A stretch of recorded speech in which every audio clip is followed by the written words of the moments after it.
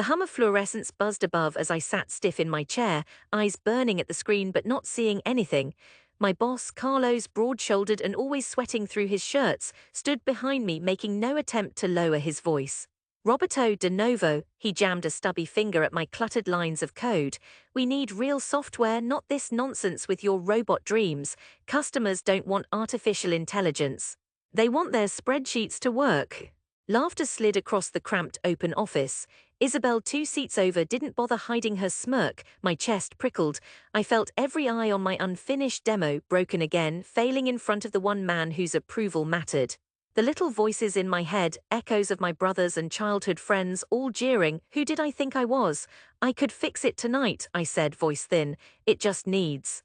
Carlos sliced the air with his palm. No more. We pay you to deliver, not to dream. Focus on what's possible, Roberto. He moved off, leaving me with the relentless whir of the ancient air conditioning and a dryness in my mouth. I forced myself to finish the shift. Code, scan, fix, the familiar safe grind.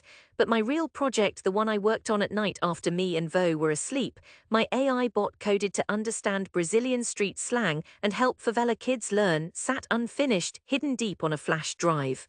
Those first weeks after university had been an endless cycle. My degree was supposed to mean something.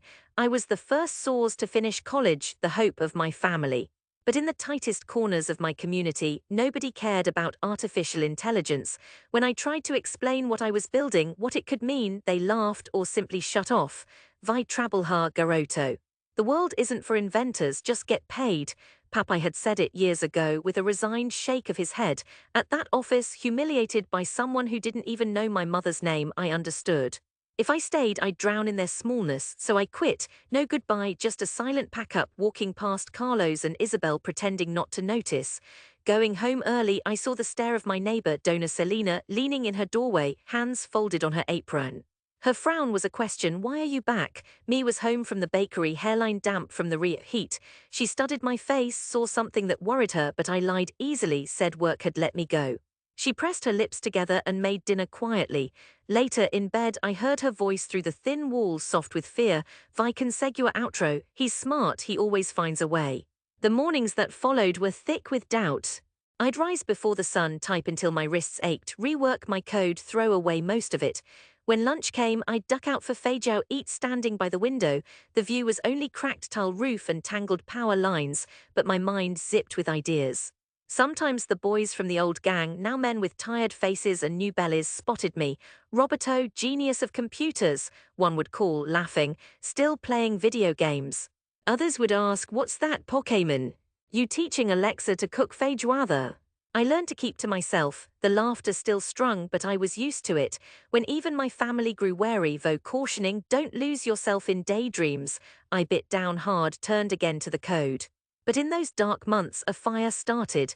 My AI, which I named Vira, began to take shape. I fed it stories from memes, audio from bus rides, the wild lingo that never made it into textbooks. I wanted something that could talk to Lucas or Renata from down the street and make them feel heard. I entered competitions, applied to grants, sent thousands of emails and demos. No answer. Or if there was a reply, it was condescension in English, interesting but unavailable for your region. Money bled out. I took gigs fixing old computers for friends' parents, any odd job to keep the internet on. Still, I refused to pull back. Some nights I hung over my keyboard, head swimming, tears pricking the corner of my eyes, not from sadness, not exactly, but from the pressure, the enormous weight of invisible expectation. It was loneliness, I think, the kind you only feel when you know the world will never notice if you vanish.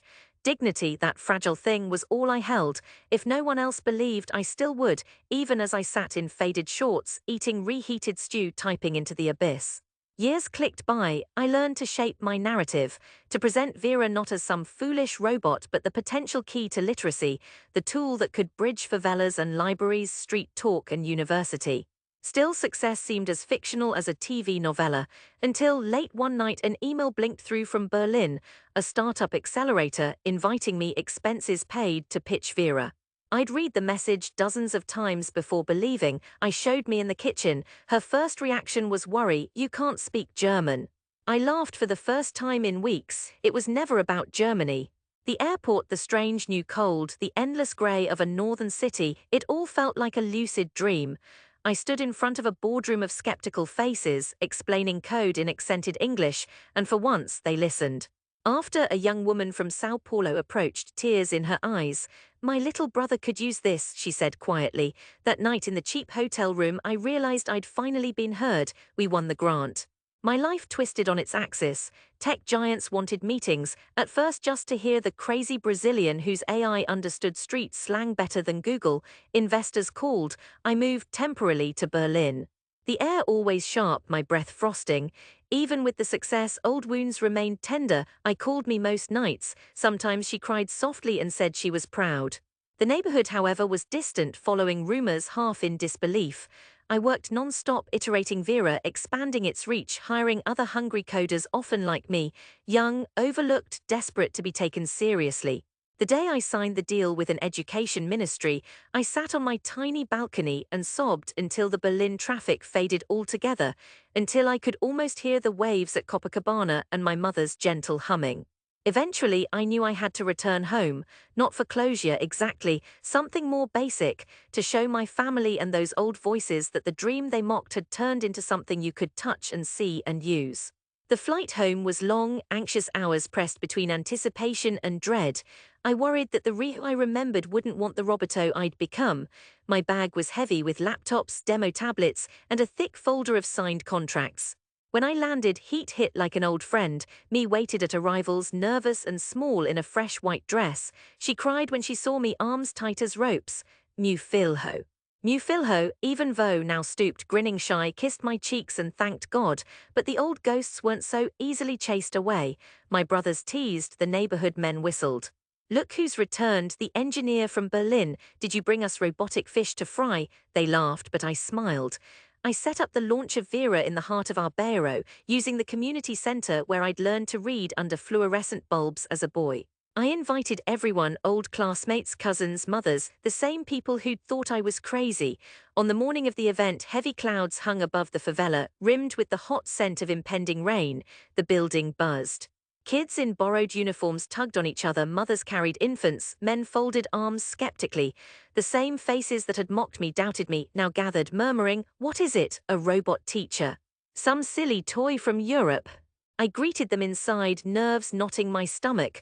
Papai was conspicuously absent, but I caught a glimpse of him later, hovering just outside, not ready to come in.